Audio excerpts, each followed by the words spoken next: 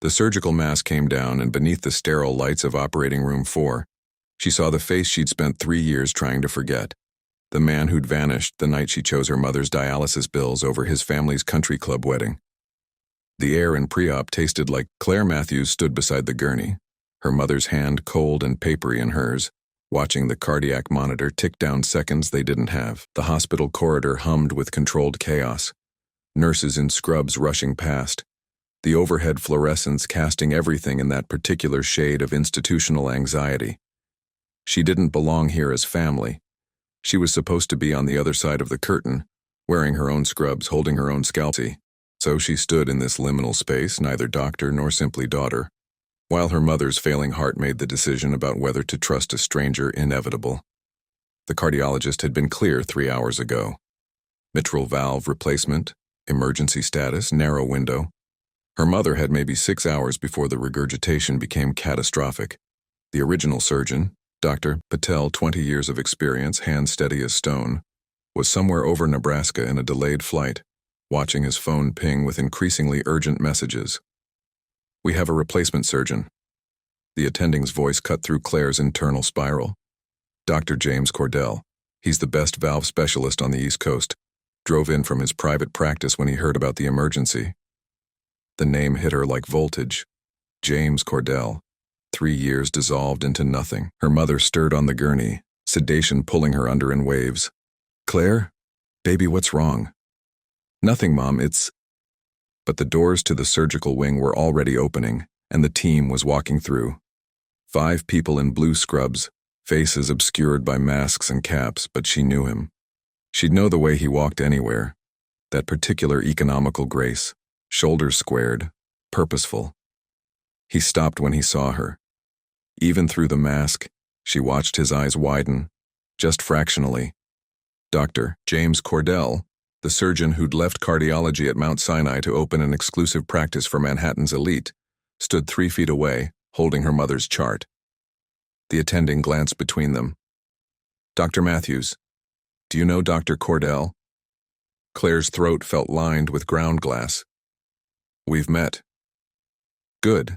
Then you know his credentials are—" "I know exactly who he is." Her voice came out sharper than intended. Hospital policy was clear. No conflict, any reason to question objectivity. They needed to disclose it. She opened her mouth to do exactly that. James pulled down his mask. It had been 3 years, but the jawline was the same. The small scar above his left eyebrow, where she'd accidentally caught him with a champagne cork at her residency graduation. The way his dark hair fell just slightly too long over his forehead because he always forgot to schedule haircuts. "Claire," his voice was exactly as she remembered. Professional, controlled, but underneath, something she couldn't name. "Your mother's chart shows critical mitral regurgitation. The valve's degraded past the point of repair. She needs a full replacement, and she needs it in the next 90 minutes or we're looking at cardiac arrest." Her mother's monitor beeped, irregular. The attending shifted his weight. "Dr. Matthews, we need your consent. Dr. Patel won't land for another 4 hours minimum. Dr. Cordell is already scrubbed in." Claire looked at James. Really looked at him. His eyes hadn't changed, that particular shade of gray-green that shifted in different light, but there were new lines around them, a tightness in his expression she didn't remember. "You disappeared," she said quietly. "The night before we were supposed to sign the wedding venue contract. You sent one text. 'I can't do this.' No explanation, no callback. You blocked my number." The attending coughed. "Perhaps this conversation should happen after—" "No." Claire didn't move her gaze from James. "I need to know if the man who walked away from me 3 years ago because I chose my mother's health care over his family's social calendar can be trusted to save her life now." A nurse shifted uncomfortably. The cardiac monitor beeped again, faster. James set the chart down on the supply cart with deliberate care. "You have every right to request a different surgeon, but the next closest specialist is at Cornell, and they're currently in a 12-hour transplant procedure. I can have your mother on bypass in 8 minutes. Her ejection fraction is 30% and dropping. In 2 hours, it won't matter who's available. It wasn't an apology. It wasn't an explanation. It was a surgeon stating facts. Claire's hands were shaking. She hid them in her coat pockets. Her mother's voice, thin and drowsy. "Is he good, sweetheart?" Claire swallowed. "He's the best." "Then stop being stubborn and let the man work." The consent form felt like it weighed 10 pounds. Claire signed her name in the designated boxes, each stroke of the pen an act of controlled fury and desperation braided together. James was already moving toward the surgical wing, but he paused at the double doors, turned back. "I need you to stay in the observation gallery. Not the family waiting room, the gallery. You're a surgeon. You'll understand what's happening if complications arise, and I may need to consult with you on her medical history faster than pulling records." It was a reasonable request. It was also a trap. The observation gallery meant watching every cut, every suture, every moment where her mother's life hung in the balance of his hands. "There are conditions," Claire heard herself say. The attending looked startled. James just waited. "You don't get to explain yourself during the surgery. You don't get to apologize or justify or do whatever guilt-driven impulse made you drive here from your Park Avenue practice. You do the surgery. You save her. And then..." She stopped, reset. "Then we never have to see each other again." Something crossed James's face. Not hurt, exactly. Something colder and more resigned. "Agreed," he said. "But I have a condition too." "You don't get to have conditions. If something goes wrong, if I need to make a call about heroic measures or quality of life decisions, you're the next of kin, but you're also a trauma surgeon. I need you to trust that I will make the right choice for her, not for us. Can you do that?" The question hung in the recycled air. Claire thought about the last time she'd trusted him. The apartment they'd been looking at in Brooklyn, the one with the garden space for her mother's tomatoes he'd chosen. Vintage gold with a small diamond because she'd told him she didn't need anything flashy. The way he'd looked at her over coffee the morning before he disappeared, and she'd been so certain she knew him. "I can trust you as a surgeon," she said finally. "That's what you're here for." James nodded once. "That's all I'm asking." He turned to the attending. "In 6 minutes." The team Claire stood alone in the corridor for exactly 10 seconds, letting herself feel the full weight of what she'd just agreed to. Then she headed for the observation gallery stairs, her medical training kicking in like armor. The observation gallery smelled like coffee gone cold and anxiety. Claire took a seat in the front row, close to the glass. Below, the OR had transformed into a choreographed space. James stood at the table, already gloved, while the anesthesiologist worked at her mother's head and the scrub nurse laid out instruments with practiced precision. "Scalpel," James said, and his voice through the intercom speakers was steady as stone. Claire watched him make the first incision, a clean median sternotomy, textbook perfect. His hands moved with the kind of confidence that only came from hundreds of successful procedures. She'd forgotten how good he was, or maybe she'd forced herself to forget everything about him that didn't fit the narrative of betrayal. A surgical resident had joined her in the gallery, young guy with nervous energy. "Dr. Cordell is incredible," he whispered. "I've watched him do 5 of these, never lost a patient." Claire didn't respond. On the table, her mother's chest was being opened with rib spreaders. The heart came into view, struggling through its damaged rhythm. "There," James said. "You see the prolapse? The posterior leaflet's completely destroyed. We're going to need the mechanical valve, not the tissue one."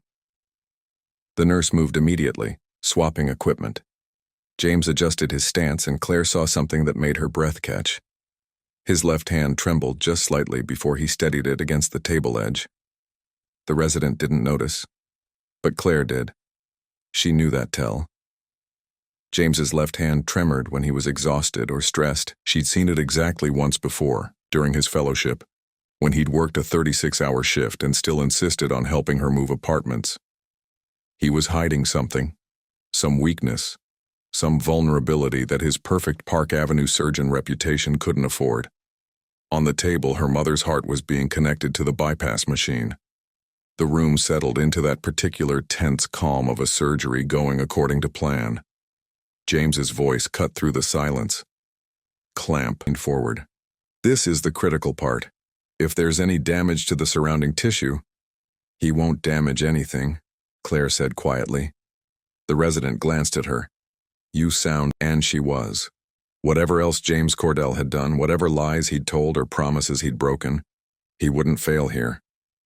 She could see it in the set of his shoulders, the absolute focus. This was the man she'd fallen in love with during her surgical residency, the one who'd stayed late to help her practice sutures on orange peels, who'd believed she could be both a surgeon and a daughter, even when his own family insisted she choose. The mechanical valve went in. Perfect placement, first time. The resident exhaled. Beautiful. James was already moving to the next step, closing the atrium with sutures so precise they looked like embroidery. His left hand had stopped trembling, going to work. Claire sat back in her chair, letting her own tension uncoil slightly, and then her phone buzzed. Text from an unknown number. You let him touch her. After what he did to us. Call me. Claire stared at the screen. The number had a Manhattan area code but wasn't saved in her contacts. Her thumb hovered over the call button. In the OR below, James was testing the valve, checking for leaks. Everything was working. Her mother was going to... Claire deleted the message without responding. The surgery took another hour. Claire watched James close her mother's chest with the kind of meticulous care that made her remember why she'd chosen cardiology in the first place, before trauma surgery had chosen her instead. Every suture was perfect, every layer of tissue treated with respect. He wasn't just saving a life. He was restoring. When he finally stepped back from the table, pulling off his gloves, the surgical team moved into post-op protocol with practiced efficiency. James said something to the anesthesiologist, gestured toward the monitors, then looked up at the observation gallery. Their eyes met through the glass. He raised one hand, a small gesture. She's stable. Claire nodded. The tightness in her chest that had been there since the moment she'd recognized him began to loosen. Just fractions later, she was in the ICU family consultation room when James walked in, still in his scrubs. He'd pushed his surgical cap back, and his hair was damp with sweat. He looked exhausted and wired at the same time, the particular combination that came after a successful high-risk procedure. The valve is functioning perfectly, he said without preamble. No complications. Her ejection fraction is already improving. We'll keep her sedated for the next 12 hours, but barring any unforeseen issues, she should be awake by tomorrow morning. Claire stood by the window, arms crossed. Thank you. You don't have to thank me for doing my job. I wasn't thanking you as my ex-fiancé. I was thanking you as my mother's surgeon. James flinched at ex-fiancé. Good. She wanted him to flinch. He moved to the consultation table, pulled out a folder. I need to go over her post-op care plan, rehab, lifestyle modifications, medication compliance. I know the protocol. And someone to stay with her for at least 6 weeks. Claire turned from the window. I'll take a leave from work. You're at Mount Sinai's trauma department? Yes. How did you... But of course he knew. This was his world, the insular community of New York surgeons. Everyone knew everyone's career moves. James set down the folder. You take 6 weeks, not in trauma, you know how it works. Then I'll make it work. Claire. Her name in his mouth after 3 years felt like a foreign object. I have a proposition. No. You haven't heard it yet. I don't need to. Whatever you're about to offer, help, time, your guest room in whatever penthouse you're living in now, the answer is no. You gotta play hero in the OR. That was the deal. Now you're done. James leaned against the table and she saw it again, that tremor in his left hand before he steadied it. I have a rehabilitation facility, he said quietly. It's part of my private practice. 24-hour nursing care, physical therapy, the full cardiac recovery program. I can get your mother a room. I can't afford your Park Avenue rates. I'm not asking you to pay. The room felt very small suddenly. Claire stared at him. Why would you do that? Because she needs it. Because you need to work. Because... He stopped, reset. Because I owe you more than one surgery. There it was. The edge of an apology. The acknowledgement that 3 years ago had happened and couldn't be erased by technical excellence and good intentions. Claire's phone buzzed again. Same unknown number. He's lying to you. His practice is funded by the same family that paid him to leave you. Ask him about the trust. She looked up from the screen to find James watching her. Problem? He asked. Someone's been texting me, saying things about you. His expression went very still. What kind of things? That you're lying, that your practice is connected to... She paused, tried to remember the exact wording. To the family that paid you to leave me. James's jaw tightened. That's not... It's more complicated than that. So it's true. No. Yes. Partially. He ran ahead of the professional control. My practice is funded by a medical trust. The trust was established by my mentor, Dr. Harrison Vance. He's the one who... James stopped, clearly calculating what to say. The night I left, I found out something about Vance. Something that would have destroyed both our careers if I'd stayed associated with Mount Sinai. I had 48 hours to make a decision. Claire felt her heart rate spike. What did he do? I can't tell you. Attorney-client privilege, medical board investigations, a dozen NDAs I had to sign. The trust was part of the settlement, blood money essentially. I use it to run a legitimate practice now, but the source... He met her eyes. The source is compromised, and someone clearly wants you to know that. Who's texting me? I don't know. But if they know about the trust, they know things that were supposed to be sealed records. James pulled out his own phone, typed something quickly. I'm going to have my lawyer look into it. In the meantime, don't respond to those messages. You don't get to tell me what to do. I'm asking you, Claire, please. If someone's digging into my past, into the Vance situation, it could put patients at risk. It could put your mother at risk if they think she's leverage. The word leverage hung in the air like a threat. Her mother woke up at 6 a.m., groggy but stable. Claire had spent the night in the ICU waiting room, caffeinated and wired, while James had gone home for a few hours of sleep. Now he was back, checking monitors with the kind of quiet competence that made the nursing staff defer to him automatically. How's the pain? He asked her mother, adjusting the IV drip. Manageable. Her mother's voice was raspy from the breathing tube.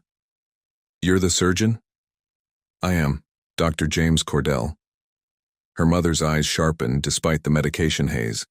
She looked at him, then at Claire standing by the door, then back to James. You're the one. James went very still. I'm sorry. The one who broke my daughter's heart. She pretended she was fine, but I knew. I always know. Claire wanted to disappear through the floor. Let me finish. Her mother struggled to sit up slightly, and James immediately adjusted the bed angle without being asked. I didn't like you back then. Thought you were too smooth, too polished. Thought you'd leave her for someone easier. James said nothing, but Claire saw color rising in his cheeks. I was right, her mother continued. But you did good work yesterday. Saved my life. So I'm going to give you some advice, young man. Whatever you did 3 years ago, whatever reason you had for running, it better be a damn good one, because my daughter deserves damn good reasons, not excuses. Yes, ma'am, James said quietly. And if you hurt her again, I will haunt you from beyond the grave. Noted. Her mother settled back into the pillows, exhausted. Now someone get me some applesauce. This hospital food tastes like cardboard. James excused himself, professional mask back in place. But Claire caught something in his expression as he left. Not quite guilt, not quite regret. Something more complicated. She sat down beside her mother's bed. You didn't have to do that. Yes, I did. He needs to know you have people who protect you. I can protect myself. I know, baby. But sometimes it helps to have witnesses. Witnesses triggered something in Claire's memory. The text messages had mentioned something specific. The same family that paid him to leave you. If James's practice was funded by his mentor's trust, and his mentor was Dr. Harrison Vance. She pulled out her phone, opened a new browser window, typed in Dr. Harrison Vance's name plus scandal and investigation. The search results loaded slowly. When they appeared, Claire felt her stomach drop. 3 years ago, almost to the month that James had disappeared, Dr. Harrison Vance had been investigated for Medicare fraud, falsifying surgical outcomes, and accepting kickbacks from medical device companies.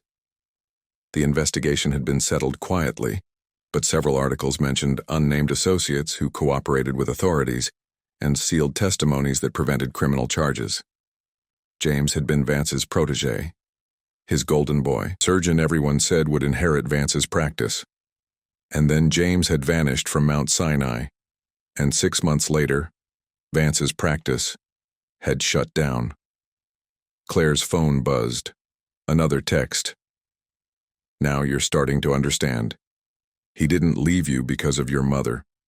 He left because testifying against Vance meant losing everything, including you. Ask him about the photos Vance had. Ask him what he was willing to destroy to keep you safe. Claire found James in the surgeon's lounge at 2 a.m. He was sitting in one of the worn leather chairs, still in scrubs, staring at a file folder spread open on the coffee table. His left hand rested against his thigh, and she could see the tremor even from the doorway. "You should go home," she said. He looked up, unsurprised by her presence. "I'm on call. Your mother's stable, but I want to be here in case anything changes." "That's not necessary. The ICU team can handle monitoring." "I know." But I'm staying anyway." Claire walked in, closed the door behind her. The lounge was dim, lit only by a single desk lamp. Through the windows, New York stretched out in grids of light and shadow. She sat down, looked at the folder. Medical records, she realized, but not her mother's. The name on the tab read, Cordell J. James saw her looking and didn't try to hide it. "Essential tremor," he said quietly. "Hereditary. My father had it. Started manifesting about 18 months ago." Claire's breath caught. Essential tremor. In a surgeon, it was career-ending. The shaking would only get worse with stress, with fatigue. Eventually, it would make precision work impossible. "How bad is it?" she asked. "Manageable right now. Medication helps. I've adjusted my schedule to avoid surgeries when I'm tired. I do exercises, physical therapy, but it's progressive." He closed the folder with deliberate care. "In 5 years, maybe 10 if I'm lucky, I won't be able to operate anymore. Does anyone else know?" "My neurologist, my attorney, and now you." James leaned back in the chair and she saw how exhausted he really was. The surgery had taken everything out of him. "The night I left you, I'd just gotten the diagnosis. Preliminary but conclusive. I was sitting in you when Vance called." Claire waited. She could feel the shape of the truth emerging, but she needed him to say it. "He knew about the tremor," James continued. "I don't know how. Maybe he'd noticed something during a surgery, maybe he had access to my medical records. But he called me and said if I testified against him in the Medicare investigation, he'd make sure the medical board found out about my condition. He'd present it as me covering up a disability, operating while impaired. I'd lose my license. I'd lose everything. So you disappeared. I had 48 hours to decide, testify and destroy my career or walk away from the investigation and lose my credibility anyway. Either way, I was finished at Mount Sinai." James's voice was flat, reciting facts. "But there was a third option. Vance's attorney offered me a deal. I'd sign NDAs, I'd agree to never discuss the details of the investigation, and in exchange, Vance's family trust would fund a private practice for me. Somewhere I could control my schedule, limit my surgeries, hide the tremor for as long as possible. And you took it." "I took it. Because I was 29 years old and terrified and stupid enough to think that saving my career was worth losing you." He finally looked at her directly. But Vance had one more condition. I had to cut ties with anyone connected to Mount Sinai. Clean break, no contact. If anyone started asking questions about why I'd left, the deal was void. Claire felt something cold settle in her chest. I was connected to Mount Sinai. You were my connection to Mount Sinai. My emergency contact. My relationship that everyone knew about. If I'd stayed with you, if we'd gotten married, you would have kept asking questions. You would have wanted answers, and eventually you would have figured out what Vance had done. To me, to his patients, to everyone. So you protected me by abandoning me. I protected myself by abandoning you, James corrected. Don't make it noble. I chose my career. I chose the ability to keep operating for a few more years over the woman I loved. That's the truth. The lounge felt very quiet. Somewhere down the hall, a monitor was beeping. A nurse called out to someone about medication orders. Claire reached across the coffee table and picked up his file. Diagnosis was there in clinical detail. Benign essential tremor, progressive, medication partially effective. Prognosis uncertain but ultimately degenerative. You operated on my mother knowing your hand could fail, she said. No, I operated on your mother knowing I could succeed. I wouldn't have taken the case if I thought there was any risk. You took the case because you felt guilty. I took the case because she needed me, and I'm still the best there is. His voice had an edge now. Guilt was secondary. Claire set the file down. Someone's been texting me. They know about Vance, about the trust, about all of it. Who else would have access to sealed records? But if I'm right, it's worse than you think. Her mother was transferred to James's rehabilitation facility on the third day post-op. The building was in Tribeca, converted from an old textile warehouse. Brick walls, high ceilings, light flooding through industrial windows. Nothing like the sterile hospital environment. It felt more like a boutique hotel than a medical facility. Claire helped settle her mother into the private suite while James handled the intake paperwork with the nursing staff. The room had a view of the Hudson River, a sitting area with comfortable chairs and medical equipment that looked like it cost more than Claire's annual salary. This is too much, her mother said, looking around. How can he afford to just give us this? He's not giving it to us, it's... Claire struggled to explain. It's complicated. Life's always complicated, baby. Question is whether he's trying to make amends or buy forgiveness. I don't know. Her mother, but you want to know. Before Claire could answer, James knocked on the open door. Sorry to interrupt, I wanted to go over the rehab schedule. He had a folder tucked under his arm, professional mask firmly in place. You'll have physical therapy twice a day, occupational therapy 3 times a week, and cardiac monitoring around the clock. Her mother waved him in. When do I get to eat real food? Chef-prepared meals starting tomorrow. Low sodium, heart healthy, but actually edible. James allowed himself a small smile. We have a nutritionist on staff who's worked with Michelin-starred restaurants. You won't even miss the salt. I like him, her mother announced to Claire. He's still in trouble, but I like him. James's smile widened slightly. I'll take that as a win. Claire excused herself, needing air, needing space. She walked down to the facility's courtyard, a small garden space with benches and carefully maintained. It was early evening, the sky turning that particular shade of blue that made the city lights look softer. She sat on a bench, pulled out her phone. 3 more messages from the unknown number. He's keeping you close so he can control the narrative. Ask him about the photos Vance had. Security footage from the hospital. There's proof. Room 447, Barnes Presbyterian, file cabinet, red folder. You're a surgeon there. You have access. Claire stared at the last message. Room 447 at Barnes Presbyterian was... She tried to remember the layout. Administrative offices, she thought. Medical record storage, maybe? Claire. James's voice startled her. He'd followed her to the courtyard, had the decency to look uncertain about whether he was welcome. Can I sit? She nodded, not trusting her voice. He sat, keeping distance between them on the bench. For a long moment, Neither of them spoke. The city noise filtered in, traffic on the street, a siren in the distance, someone's music playing from an apartment window. "I've been thinking about what you said in the lounge," James finally said, "about guilt being secondary. That wasn't entirely true." Claire looked at him. "The guilt was always there," he continued. "From the moment I sent that text, from every day I spent building this practice with Vance's money, knowing it was built on lies and coercion and Medicare fraud, I told myself I was doing good work, saving lives, that the ends justified the means." He leaned forward, elbows on his knees. "But the truth is I was just too much of a coward to face what I'd become. Why tell me this now? Because someone's trying to destroy what's left of my reputation, and they're using you to do it. Those texts you're getting, they're not random. Someone wants you to find something that will make you hate me even more than you already do. What will I find?" James was quiet for a long time, long enough that Claire thought he might not answer. Then, "Photos of us, from 3 years ago, from the hospital. Vance had security access, private investigator access, God knows what else. He documented everything about my life, where I went, who I saw, what I said.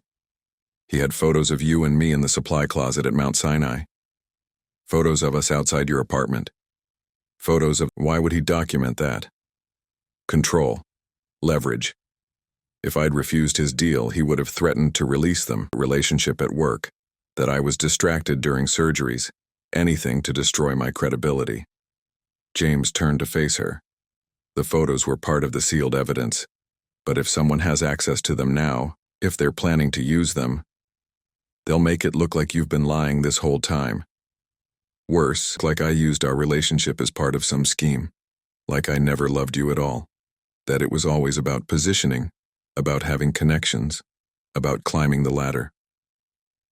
The courtyard felt very cold suddenly. Claire wrapped her arms around herself. "Is that true? Any of it?" "No." James's voice was raw. "I loved you. I love you.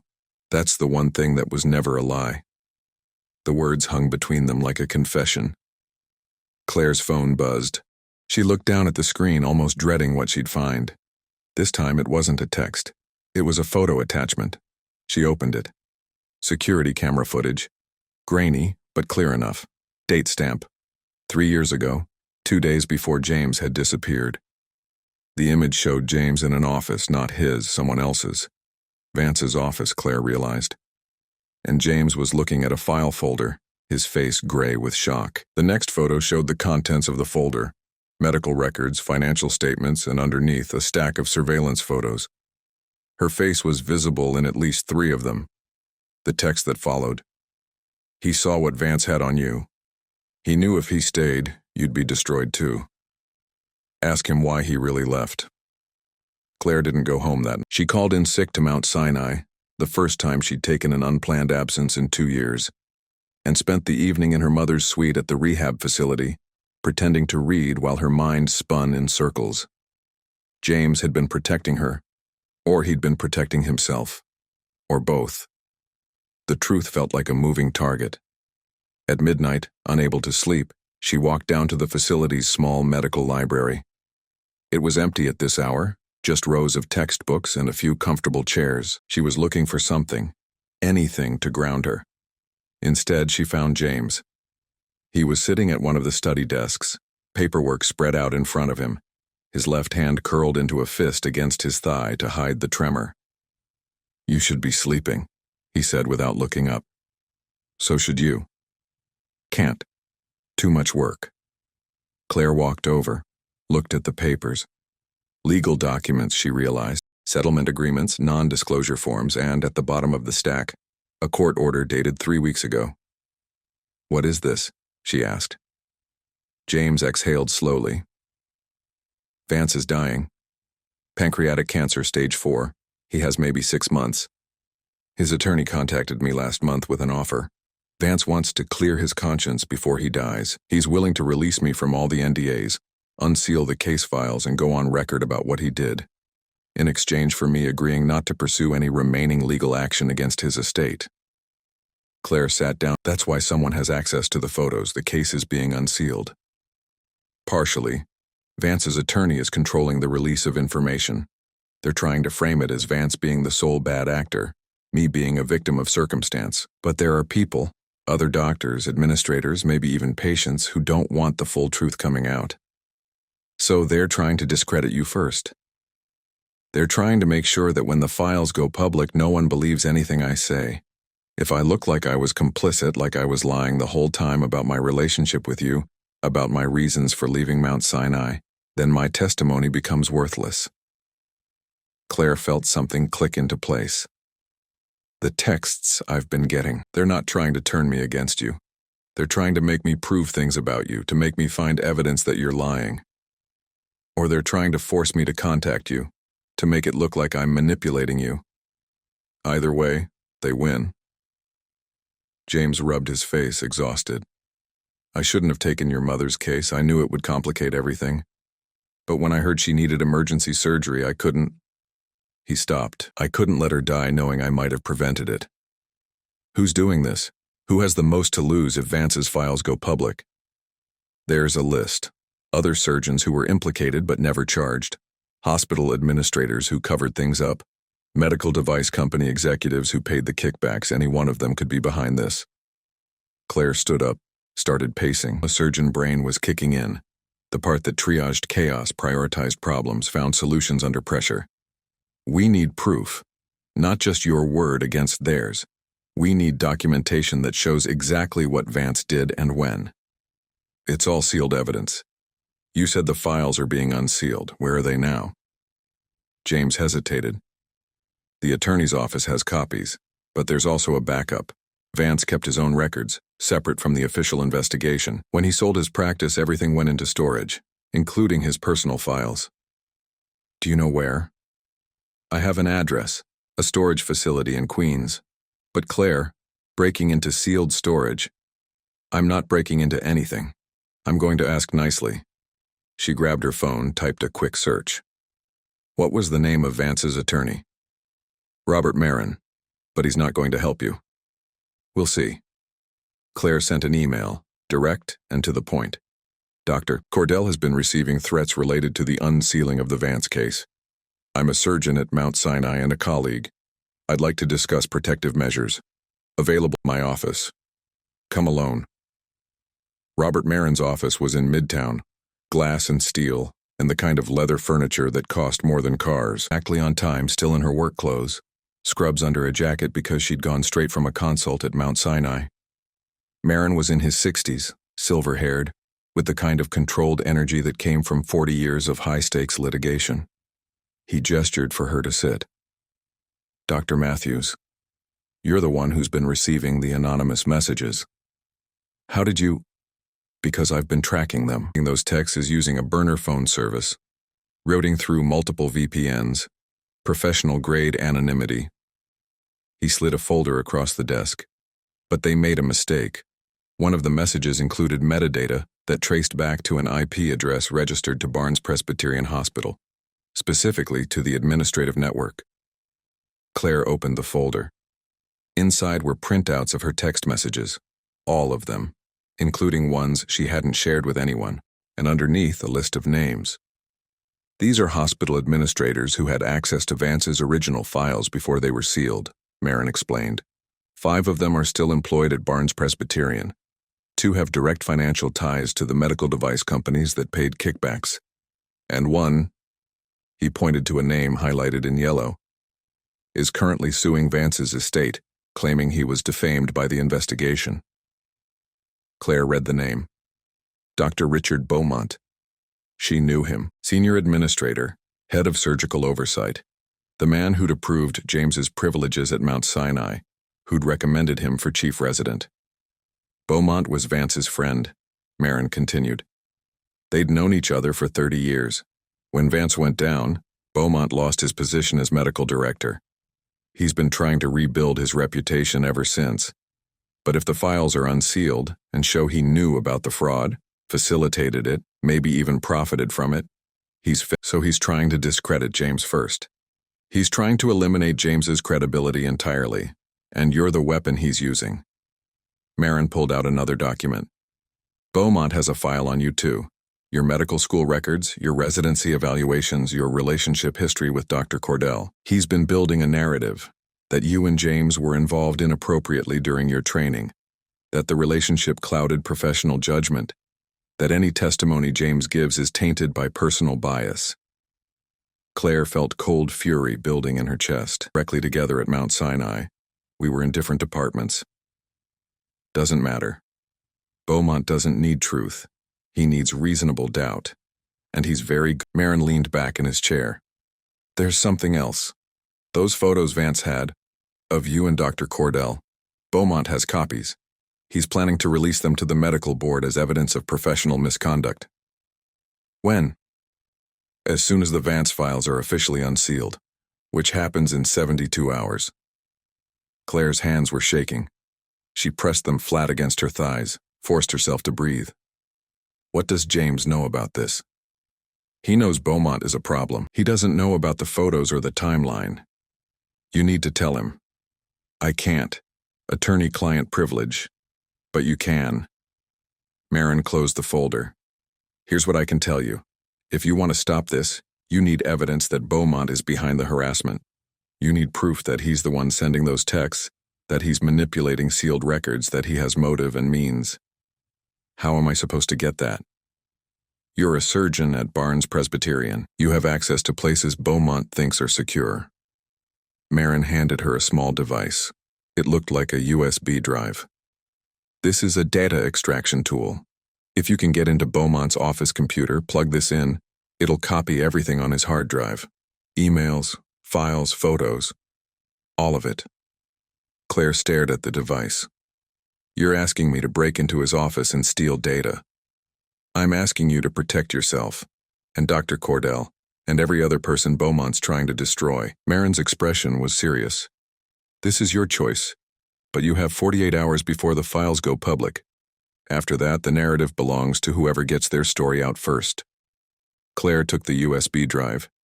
It felt impossibly heavy in her hand. That evening, she went back to the rehab facility, found James in the physical therapy room, watching her mother work through gentle exercises. He looked up when she walked in, and something in her expression made him excuse himself immediately. They walked to the courtyard. The night air was cold, sharp enough to sting. Beaumont's the one sending the texts, Claire said without preamble. He has copies of Vance's files. He's going to release them in 3 days and destroy both our reputations. James went very still. How do you know?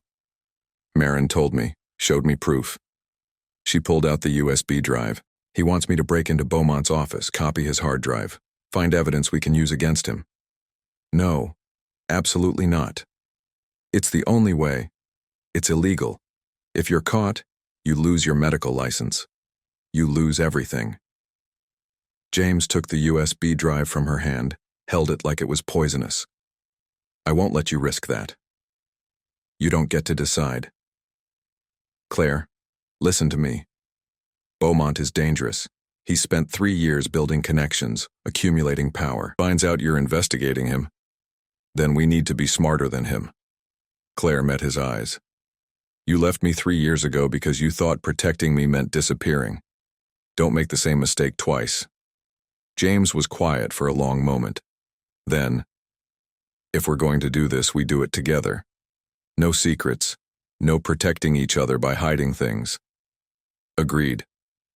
And if it goes wrong, if we get caught, we don't try to take the fall for each other. We face it together. Claire nodded. James handed the USB drive back to her. Then we need a plan. Beaumont's office is in the administrative wing, 3rd floor. Security cameras everywhere. Keycard access, probably motion access. All attending physicians do. That's not enough. We need to know his schedule when he's definitely not there. We need to disable the security cameras without triggering alarms, and we need someone watching to make sure we're not interrupted. I know someone, Claire said. A surgical nurse at Barnes Presbyterian. She's been there 20 years, knows every system, every workaround. If anyone can help us, it's her. Can you trust her? Claire thought about Sandra, the nurse who'd helped her through her first trauma surgery, who'd covered for her when she'd been late because of her mother's dialysis appointments. Yes, let's do this before I change my mind and decide to be smart instead of brave. Met them in the hospital cafeteria at 7 p.m., when the administrative wing was mostly empty. She was 50-something, efficient and unflappable, with the kind of practical intelligence that came from decades of navigating hospital bureaucracy. "You want me to help you break into Beaumont's office," she said flatly. "Yes," Claire replied, "because he's blackmailing you with photos from a sealed federal investigation." "Yes." Sandra took a sip of her coffee. Always thought he was too friendly with the medical device reps, too interested in profit margins. She set down her cup. "What do you need?" James pulled out a tablet, showed her a building schematic. "We need 10 minutes in his office. No cameras, no interruptions, no alarms." Sandra studied the schematic. Security cameras reset their recording loops every hour on the hour. If you time it right, you can get a 12-minute window before anyone notices the gap, but you'll need someone in the security office to make sure no one's actively monitoring. Can you do that? I can do better. My nephew works security night shift. He owes me about 15 favors. Sandra pulled out her phone, sent a quick text. He'll create a false alarm in the East Wing at 9 p.m. That'll pull the active monitors away for at least 20 minutes. James looked relieved. That gives us enough time. One more thing. Beaumont's office door has a secondary lock, old-fashioned deadbolt. Your keycard won't open it after 8 p.m. Claire felt her stomach drop. Then how do we get in? Sandra reached into her scrub pocket, pulled out a key. Maintenance master. Opens every office in the building. I've had it for 12 years and nobody's ever asked for it back. She slid it across the table. Don't lose it. At 8:45 p.m., Claire and James stood in the third-floor corridor outside Beaumont's office. The administrative wing was quiet, most of the staff gone home. Fluorescent lights hummed overhead. Claire's hands were steady as she inserted the maintenance key. Inside, Beaumont's office was exactly what she'd expected. Mahogany desk, leather chair, diplomas covering one wall. A computer sat dark on the desk, still logged in. The screensaver showed a rotating slideshow of golf course photos. James moved to the computer, inserted the USB drive. The screen flickered and a progress bar appeared. Extracting data, 0%.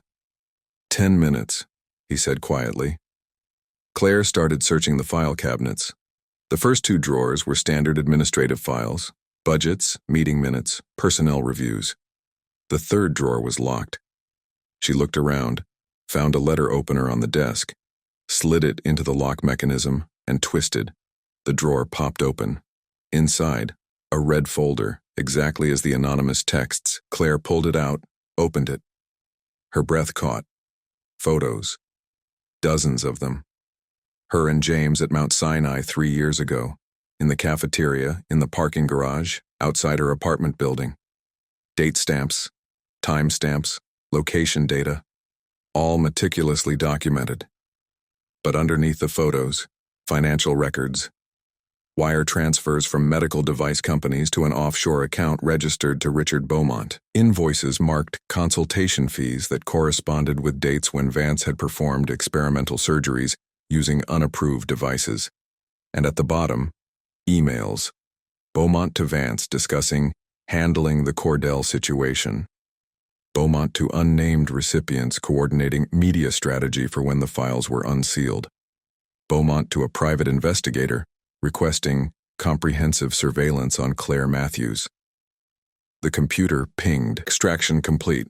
100%. James pulled the USB drive, pocketed it. We need to go. Claire grabbed the red folder. We're taking this too. That's evidence in a sealed... It's evidence that Beaumont has been stalking me for 3 years. It's evidence of fraud, and it's ours now. They were halfway to the door when they heard voices in the corridor. Told you to check this floor first. The alarm's obviously a diversion. Beaumont's voice, angry and sharp. Claire and James froze. They were trapped. The office had only one exit, and Beaumont was right outside it. James grabbed her hand, pulled her toward the window. Fire escape, go. We're 3 floors up. Go. Claire shoved the window open, climbed out onto the narrow metal platform. James followed, pulling the window most of the way closed behind them. Through the glass, they watched Beaumont enter his office, flanked by 2 security guards. "Someone's been in here," Beaumont said. The file cabinets open. One of the guards moved to the computer. "System log shows a USB device was connected 12 minutes ago." Beaumont's face went white, then red. "Find them. Search every floor. Check the security footage. Sir, there's a 12-minute gap in the recordings. Someone tampered with the system. Then check keycard logs. Find out who accessed this floor tonight." Claire and James were already moving down the fire escape, feet clanging on metal stairs. They reached the ground level, dropped into the alley behind the hospital. Claire's phone buzzed, a text from Sandra. "Get out now, they know." They ran. The next morning, Claire walked into Mount Sinai's trauma department to find her supervisor waiting at her locker. "Dr. Matthews, we need to talk." She'd been expecting this.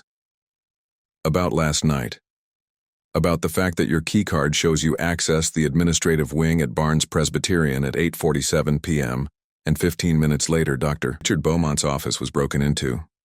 Her supervisor's expression was carefully neutral. She pulled out her phone, opened the email she'd drafted at 3 a.m., and handed it over. "I'm filing a formal complaint against Dr. Beaumont for stalking, harassment, and tampering with sealed federal evidence. The USB drive contains proof that he's been surveilling me for 3 years, that he orchestrated a campaign to discredit Dr. James Cordell, and that he has direct financial ties to the medical device fraud that brought down Dr. Harrison Vance." Her supervisor read the email, then looked up. "This is serious. I know. If you're making false accusations, I'm not. I have documentation, financial records, emails, photographs, all of it copied from Beaumont's personal files, which you obtained by breaking into his office.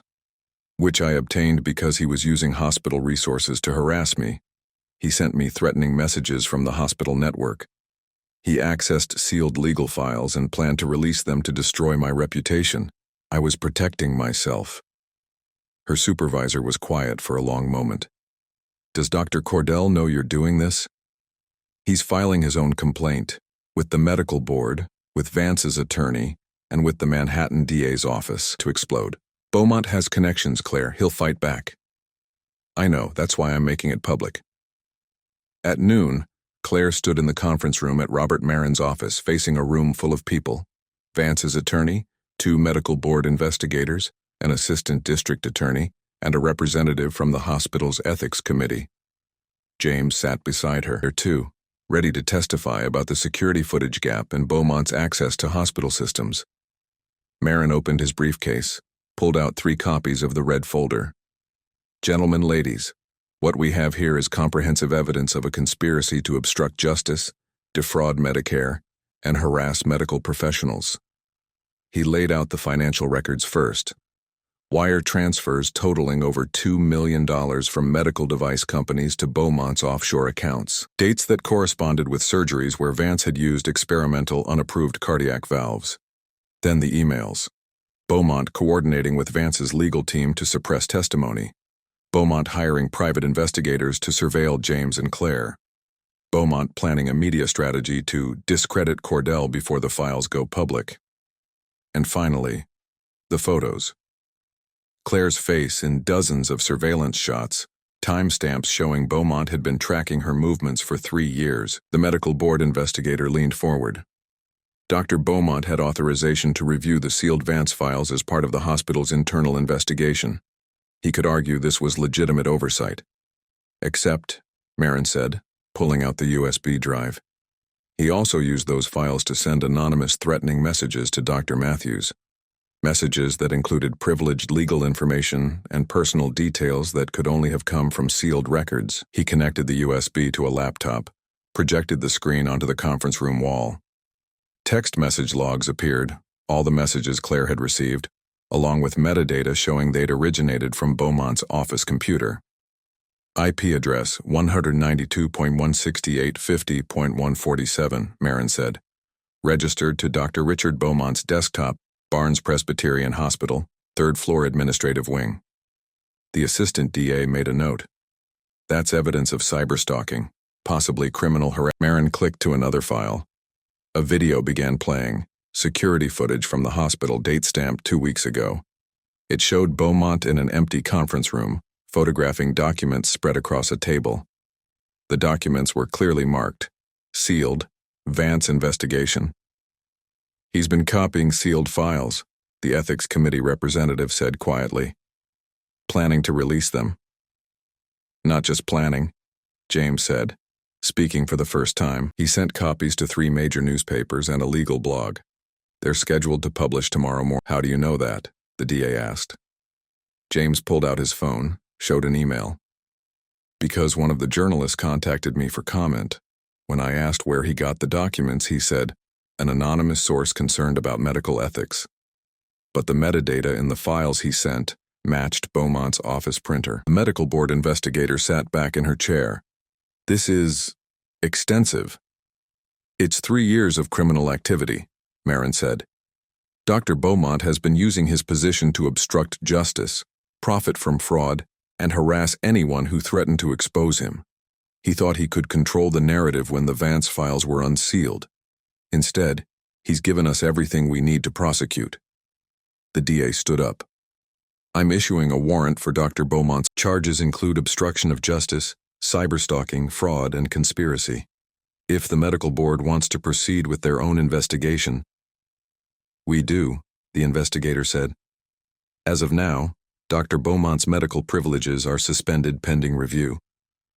The meeting continued for another hour, lawyers discussing next steps, investigators requesting additional documentation, the ethics committee planning. She was watching James across the table, seeing the tension finally start to leave his shoulders.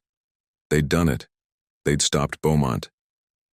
That evening, the story broke. Not from Beaumont's leaked documents, but from Marin's carefully coordinated press release. "Hospital administrator arrested in medical." The articles included photos of Beaumont being led out of Barnes Presbyterian in handcuffs, statements from the DA's office, and testimonials from other doctors who'd been harassed into silence. Claire's phone exploded with messages, colleagues, friends, former classmates. Everyone wanted to know if she was okay, if the rumors were true, if James was really involved. She ignored most of them. Instead, she went to the rehab facility to check on her mother in the common room watching the news coverage on the wall-mounted TV. When Claire walked in, her mother hit mute. "You did good, baby. I broke about 15 laws. You protected yourself. You protected people who couldn't protect themselves. That's what good people do." Claire sat down beside her. "I'm terrified they're going to take my medical license, that this is going to follow me forever." "Maybe it will, but you'll still be able to look yourself in the mirror." Her mother took her hand. "And you'll have that boy who drove 3 hours in the middle of the night to save my life, who risked everything to help you stop a criminal. That counts for something." The medical board hearing took 6 weeks. Claire testified for 4 hours, walking them through every detail of Beaumont's harassment, the investigation, the evidence collection. James testified too, explaining the Vance situation, the NDAs, his essential tremor. In the end, the board cleared both of them. No ethics violations, no disciplinary action. Beaumont, meanwhile, faced federal charges and lost his medical license permanently. The Manhattan DA's office prosecuted the case aggressively. 3 other administrators at Barnes Presbyterian were implicated in the fraud.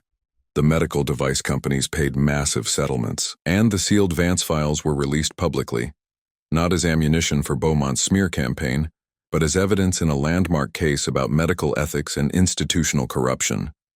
Through it all, Claire kept working. Trauma surgery at Mount Sinai, visiting her mother at the rehab facility, slowly rebuilding the parts of her life that had been fractured 3 years ago. James was there too, not pushing, not demanding forgiveness, just present. He helped coordinate her mother's cardiac rehab. He consulted on a difficult valve case at Mount Sinai when Claire requested his expertise.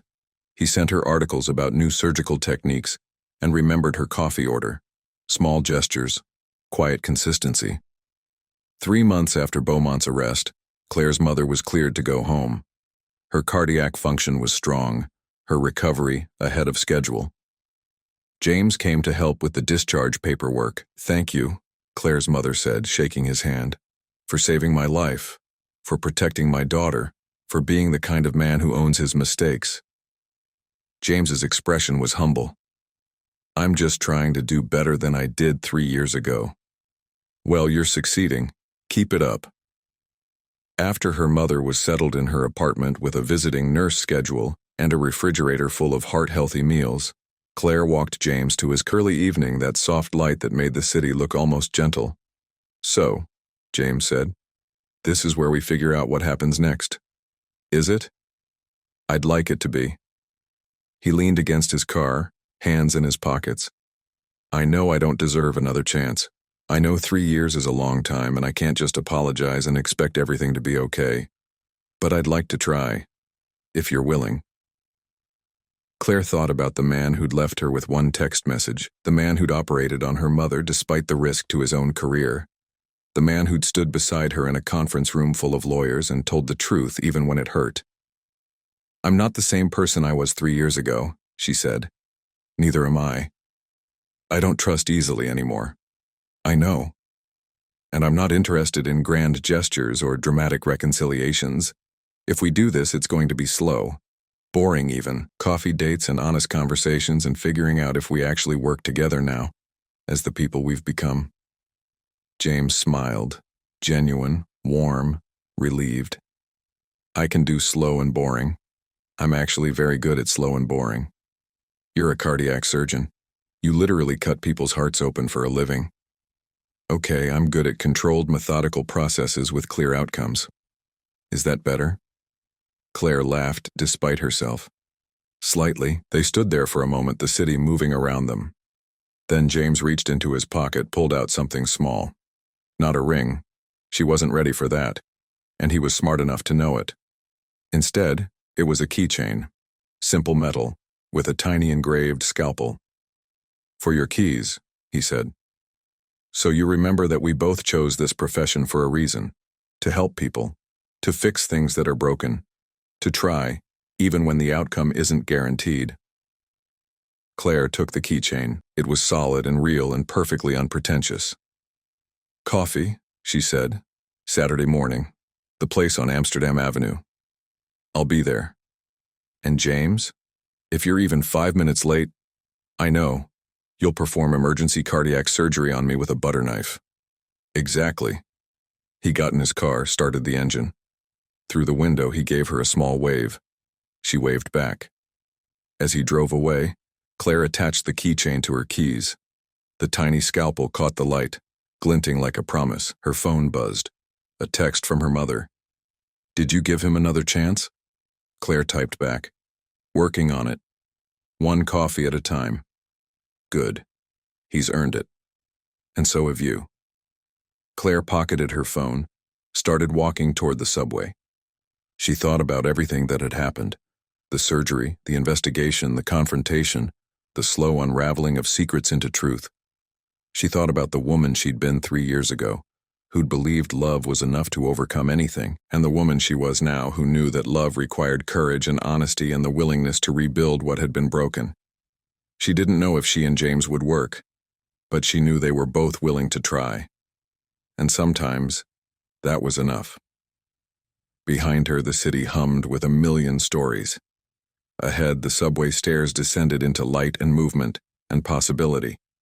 Claire took the first step down, the keychain heavy and reassuring in her pocket, and smiled. What would you have done if the person who broke your heart came back with the truth you'd been waiting for? If you enjoyed this story of second chances and surgical precision, subscribe for more emotional dramas where courage meets consequence. Drop a comment and tell us, would you have trusted James in that operating room? We read every response.